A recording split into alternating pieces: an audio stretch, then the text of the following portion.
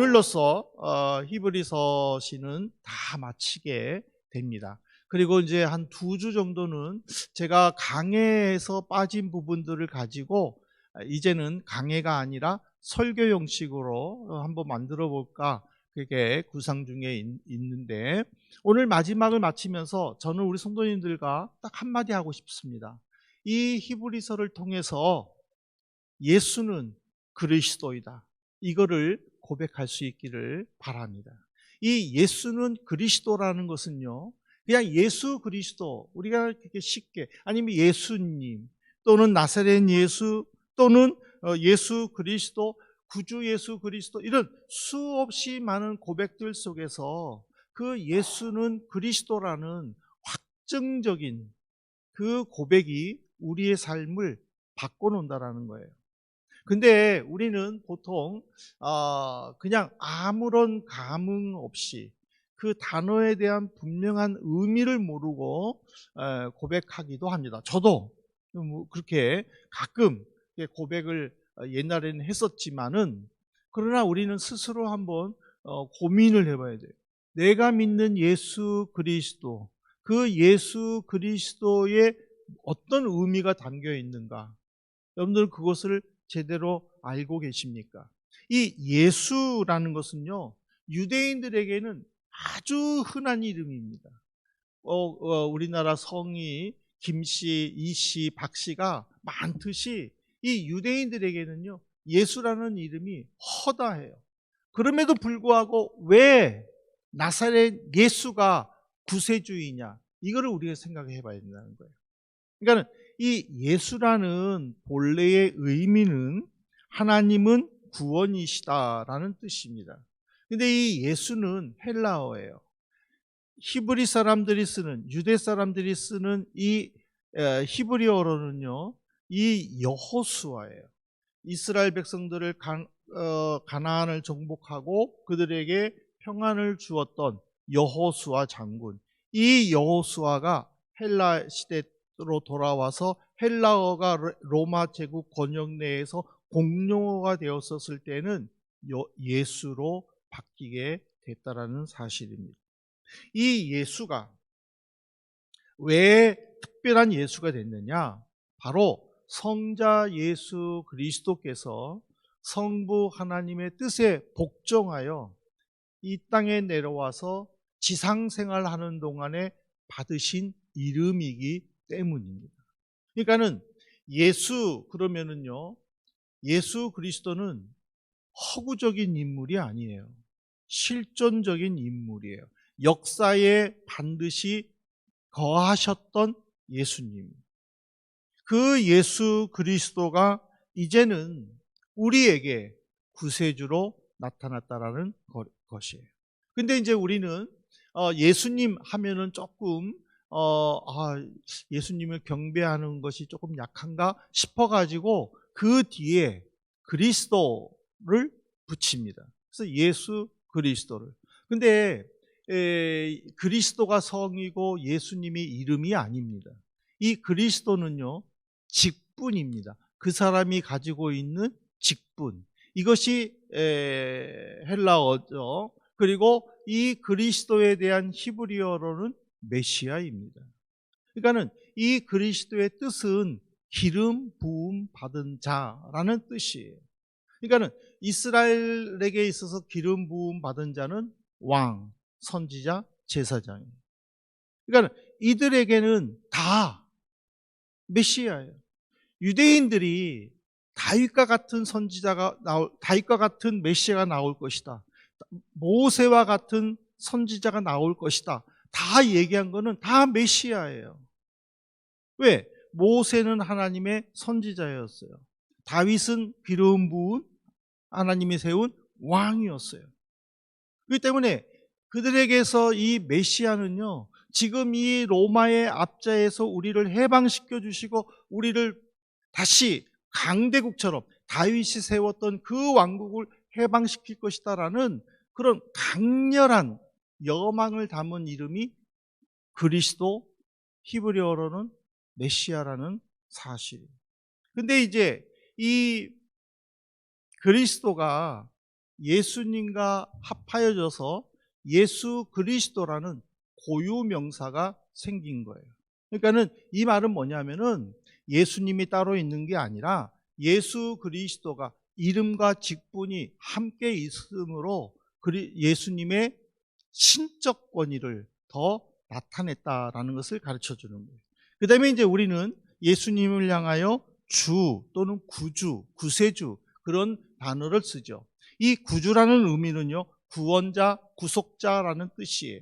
이거는 택한 사람들을 악에서 또는 정신적으로 또는 육체적인 위험에서 구원하여 보호해 준다라는 의미예요. 그래서 유대교에서는요, 하나님에게만 주라는 단어를 쓰는 거예요. 그래서 우리가 내 주여라고 다윗이 하나님을 향하여 찬양하는 그 내용은 바로 나를 보호해 주시는, 악에서 위험에서 보호해 주시는 그 하나님을 내가 찬양합니다라는 의미가 담겨져 있는 거예요. 근데 이것이 이제는 예수 그리스도께서 십자가에서 죽으시고 부활하시고 그리고 하늘로 승천하심으로 말미암아 신약 성경에서는 예수 그리스도를 향하여 주라는 단어를 쓰게 되는 것이에요. 그렇기 때문에 이 예수 그리스도는 온 인류를 구원하는 구세주라는 의미가 담겨져 있어요. 그러니까 우리가 이렇게 고백하는 이 예수 그리스도, 이 예수 그리스도는 세상의 그 무엇으로도, 세상의 그 어떤 종교와 신으로도 대체할 대안이 없다라는 거예요. 그래서 우리가 베드로가 사도행전에서 그랬잖아요. 예수 그리스도 외에는 구원할 이름을 세상에서 준 적이 없다라고 말하는 것도 예수 그리스도만이 유일한 구원이다라는 것을 우리에게 가르쳐 준다라는 거예요.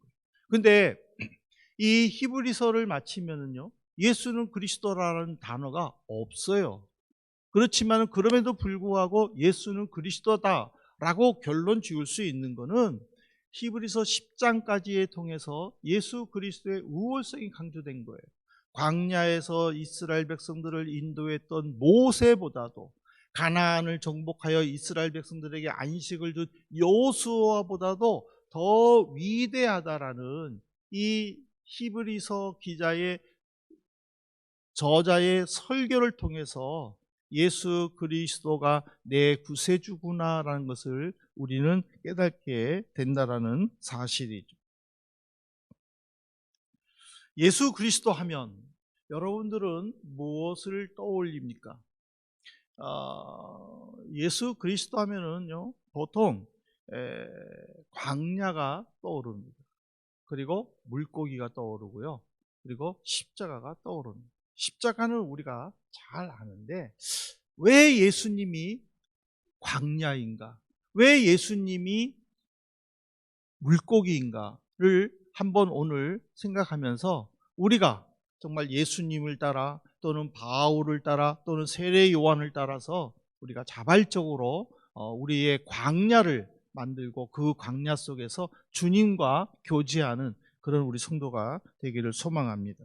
이 광야가 히브리어로는 두 가지가 있습니다. 하나는 사막을 의미하는 에시몬이 있고요. 하나는 광야라는 좀 더 넓은 의미의 미드바르가 있습니다. 여러분들이 보신 거는요, 에시몬이 아니라 미드바르예요. 이 미드바르라는 것은요, 여러 가지로 해석할 수 있어요. 즉 아무것도 없는 황무지가 미드바르가 될 수 있어요. 그리고 또 이 광야가 때로는 목축지가 있어가지고 목동들이 양을 치는 그 곳이 또 광야일 수도 있어요. 그 다음에 또 이 광야가 또 다른 의미에서는 오아시스가 형성이 돼서 그 오아시스를 중심으로 마을이 형성되는 광야가 된다라는 것이죠. 그래서 이 유대인들에게 이 광야는요, 네겝 광야, 그리고 또 요단 골짜기, 그리고 또 요단 광야, 그리고 또 아라비아 광야, 이런 광야들이 있어요. 근데 그게 참 신기한 거는요, 이 광야들이 이스라엘 백성들이 하나님의 은혜로 애굽에서 나와 가지고 하나님의 약속하신 젖과 꿀이 흐르는 그 땅으로 지나가는 여정선. 그러니까 광야는 하나님께서 이스라엘 백성들을 보호해 주시고, 하나님께서 이스라엘 백성들을 만나 주시고, 하나님께서 이스라엘 백성들이 필요한 모든 것을 채워 주시는 그런 광야라는 거예요. 한번 보세요. 이스라엘 백성들이 애굽에서 살 때는요, 하나님의 음성을 듣지를 못했어요. 근데 그들은 노동으로, 중노동으로 고통당하며 살았어요. 하나님은 고통당하는 그 백성을 보시고 아브라함과의 약속을 생각하셔서 처음으로 부른 사람이 모세예요. 그러니까 이 이스라엘 백성들이 애굽에서 정착하여 살면서 처음으로 하나님이 나타나서 사람에게 이야기한 사람은요, 모세예요. 그리고 그 모세를 통해서 이스라엘 백성들이 광야에서 하나님의 음성을 듣게 되는 거예요. 그리고 그들이 물이 없어서, 먹을 것이 없어서 하나님을 원망할 때마다 하나님은 그들의 음성을 들어주신 거예요. 그러니까는 이 광야가 아무것도 없는 척박한 곳이지만은 이스라엘 백성들에게는 하나님을 만나는 장소예요. 그것이 하나님으로부터 문제를 해결받는 장소고 하나님의 도움을 받는 장소예요. 여러분들이 한번 생각해 보세요. 왜 광야의 여정 속에서 불기둥과 구름기둥이 저들의 앞을 인도했는지. 이런 아무것도 없는 곳에서 낮에는 뜨거운 태양, 밤에는 차가운 바람에 있는 허허벌판에 이스라엘 백성들이 살다 보면은 며칠 못 가 다 죽는다라는 거예요. 그래서 하나님은 그들에게 낮에는 그늘로, 밤에는 따뜻함으로 보호해 주시는 거예요. 그거를 이들은 애굽에서 경험을 못했어요. 그들이 하나님의 명령에 순종하여 광야로 나왔을 때에 거기서 비로소 체험하고 깨닫게 되다라는 의미이죠. 그런데 이것이 신약으로 넘어와서, 그래서 참 모세가 이스라엘 백성들을 향하여 이런 말을 했어요. 신명기 8장 4절에 보면은요, 이 40년 동안에 내 의복이 헤어지지 아니하였고 내 발이 부르트지 아니하였느니라.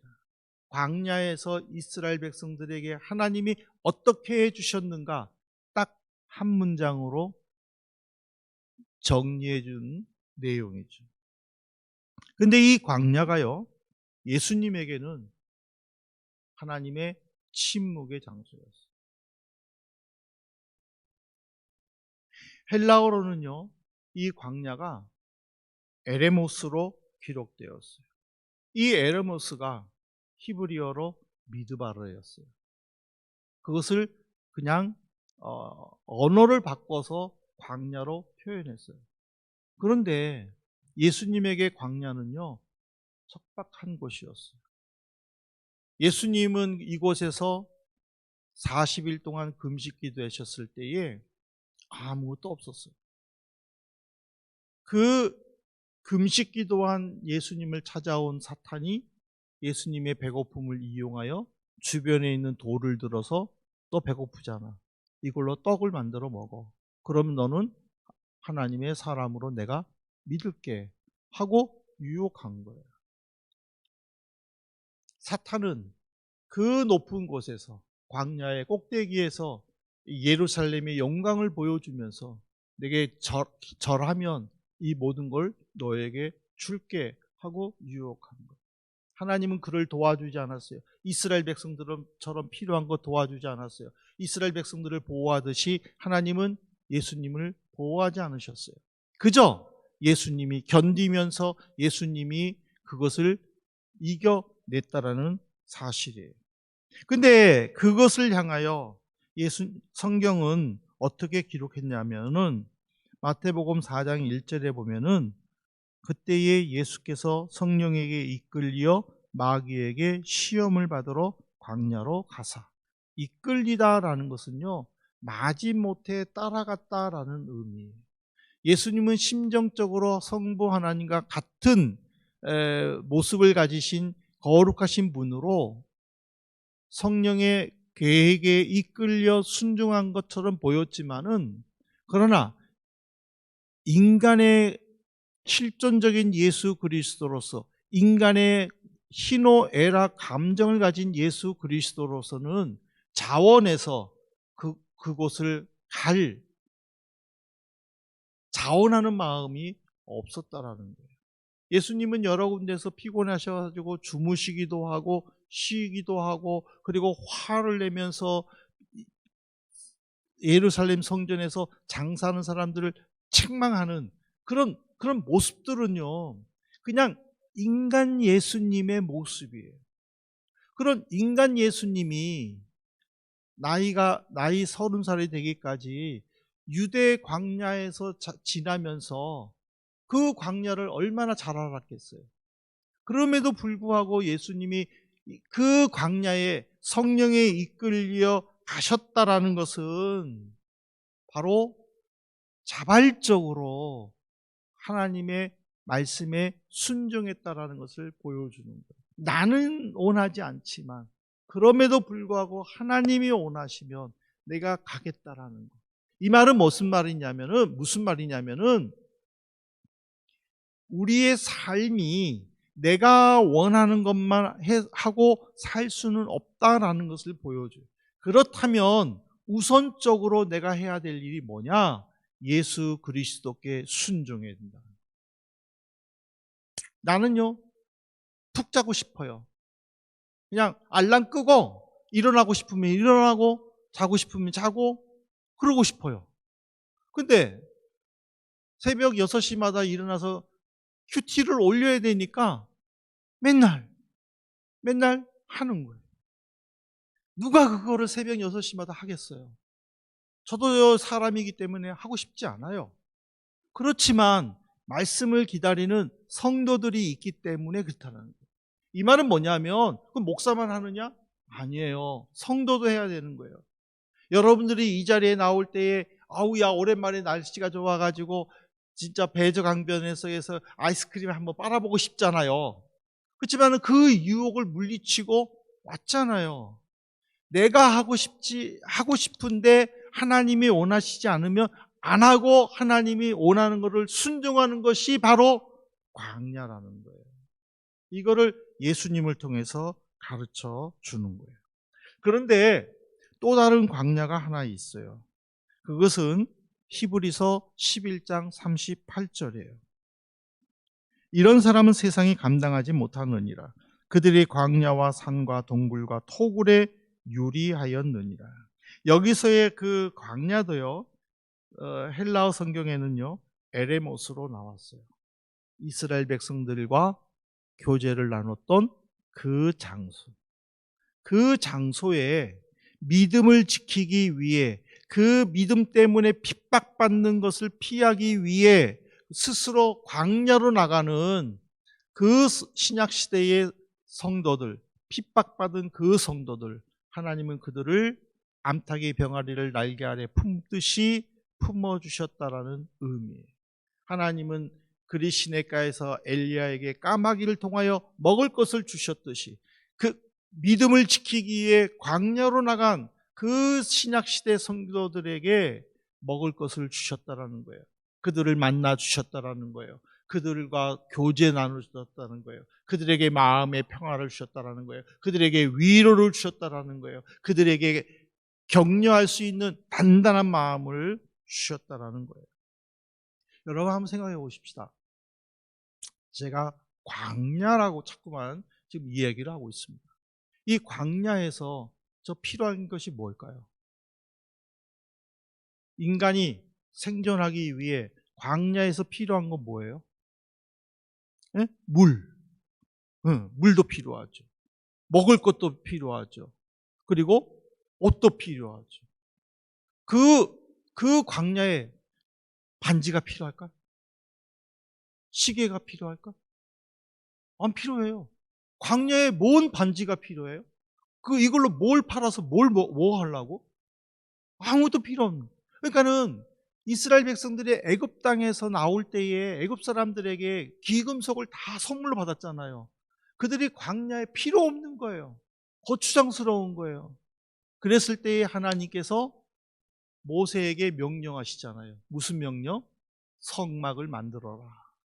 그러니까는 이스라엘 백성들이 기쁨으로 다 기금속을 내서 성막에 필요한 모든 도구들을 다 만들었다는 거예요. 왜?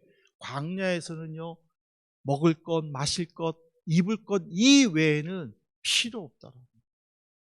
그런데 어디서부터 반지가 필요했죠? 어디서부터 시계가 필요했죠? 어디서부터 화려한 옷이 필요했어요? 어디서부터? 마을에서부터. 이 광야의 반대는요, 마을이에요. 이스라엘 백성들이 가나안을 정복했어요. 하나님의 섭리에 따라 12지파들이 다 땅을 분배받았어요. 거기서 농사를 지었어요. 엄청난 돈을 벌었어요. 그들이 야, 여호수아가 우리에게 진짜 안식을 주었구나 라고 그렇게 기뻐하면서 막 쓰다가 살다가 보니까 이제는 필요한 게 뭐예요? 더 많이에요. 더 달라고. 더 많이 벌었으면 좋겠다. 자꾸 욕심이 생기는 거예요. 그렇게 더 하다 보니까는 무슨 일이 일어나는 거예요? 하나님을 믿으면서도 우상을 섬기는 거예요. 광야에서는요, 하나님만 있었으면 됐어요. 하나님이 모든 것을 다 해결해 주셨어요. 그냥 그저 하나님 먹을 것 주셔서 감사합니다. 하나님 마실 물을 주셔서 감사합니다. 하나님 입을 옷을 주셔서 감사합니다. 했던 그들이 마을에 정착해서 살 때에는 이걸로 감사가 안 되는 거예요. 뭐가 필요한 거예요? 집이 필요한 거예요. 뭐가 필요한 거예요? 종이 필요한 거예요. 뭐가 필요한 거예요? 돈이 필요한 거예요. 그러다 보니까 하나님을 섬기지 못한 거예요. 하나님을 만나지 못한 거예요. 하나님의 말씀 듣기를 거부한 거예요. 왜? 내 일이 바쁘니까. 오늘 우리는 예수 그리스도, 이거를 한번 깊이 묵상해 보셔야 됩니다. 왜 예수님은 광야로 나가셔야만 됐을까? 예수님은 하나님의 아들이기 때문에, 하나님이시기 때문에 마을에서 얼마든지 능력을 펼치셨는데 광야에 굳이 가실 필요가 없었는데 왜 가셨을까? 두 번째로 예수님 하면은 떠오르는 게 물고기이죠. 이 물고기는요, 자발적으로 광야에 나간 성도들이 함께 모여서 하나님과 교제를 나눠야 되는데, 문제는 뭐냐면 누가 성도인지를 모르는 거예요. 저 사람이 성도인지 첩자인지 그거를 모르는 거예요. 왜? 아무나 예배 드렸다가 내가 감옥 갈 수 있으니까. 그래서 생각했던 것이 헬라어로는 익투스예요. 물고기가 익투스인데 그 물고기의 한 글자 한 글자를 따보면은요, 이렇게 된 거예요. 이수스, 크리스토스, 데오, 이오스, 소토. 이수스, 예수는 크리스토스, 그리스도, 데오, 하나님, 이오스, 아들, 소토, 구세주. 예수는 하나님의 아들, 구세주. 근데 예수님하고 물고기하고 관련이 많다고 그랬잖아요. 보세요. 예수님은 제자를 뽑으려고 했어요. 베드로와 안드레와 야고보와 요한을 선택할 때에 무엇을 그들에게 허락하셨어요? 그 물이 찢어질 만큼 물고기를 주셨어요. 예수님이 광야에서 오병이어의 기적을 베푸셨을 때에도 어린아이 점심 도시락으로 물고기 2마리와 보리떡 5개로 기적을 베푸셨어요. 예수님께서 제자 베드로에게 사명을 주실 때에 갈릴리 바다에서 고기 잡고 있는 제자들을 향하여 얘들아, 지금 잡아온 물고기 가져오너라. 그리고는 친히 불을 피워서 물고기를 구워서 제자들에게 나눠주고 난 다음에 베드로에게 물으셨어요. 너는 나를 누구라 하느냐? 너는 나를 사랑하느냐? 내 양을 치라 하고 사명을 주셨어요. 그러니까 이 핍박을 피해 도망가는 이 성도들에게 이 물고기는요, 주님으로부터 받은 사명을 생각나게 하는 거예요. 주님이 베풀어 주시는 그 사랑을 가르쳐 주는 거예요. 그것이 그들에게 헬라어를 찾아보니까는 익투스였어요.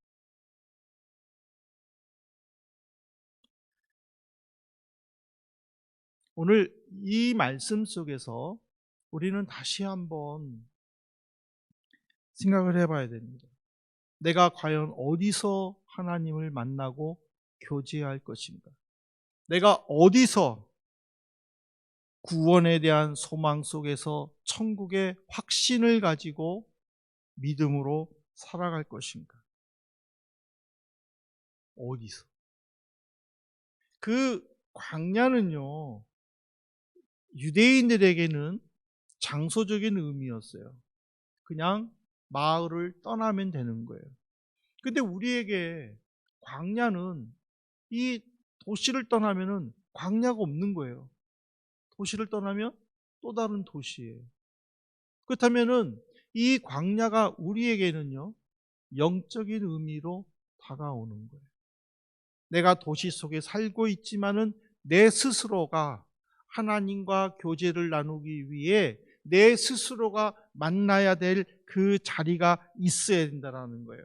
이 자리에 들어가기 위해서는 예수님이 절제와 인내와 포기의 삶을 살았듯이 우리 역시 절제하고 인내하고 포기하고 나를 내려놓고 탐심과 거짓과 두려움 등 이 세상의 유혹들을 다 버려야 된다는 의미예요. 하나님이 다윗을 보고요, 내 마음에 맞는 사람이다라고 인정하셨어요. 왜 그러냐면은 다윗은 하나님을 자기에게 맞추지 않고 자기를 하나님께 맞췄기 때문이라는 거예요. 우리는 예수 그리스도를 믿어요. 그 예수 그리스도를 나는 어떻게 생각하고 있어요? 내 마음대로 조정이 돼야 되나요? 내가 이렇게 하고 싶다 고민했을 때 예수님이 탁 나타나가지고 너 그거 걱정하지 마. 내가 해줄게. 착! 그런 예수 그리스도를 꿈꾸시나요? 그거는 예수 그리스도가 나에게 맞춰져야 되는 거예요. 하지만 내가 예수 그리스도에게 맞춘다라는 것은 내가 이렇게 하고 싶은데 예수님이 탁 나타나서 안 돼. 그렇게 하지 마.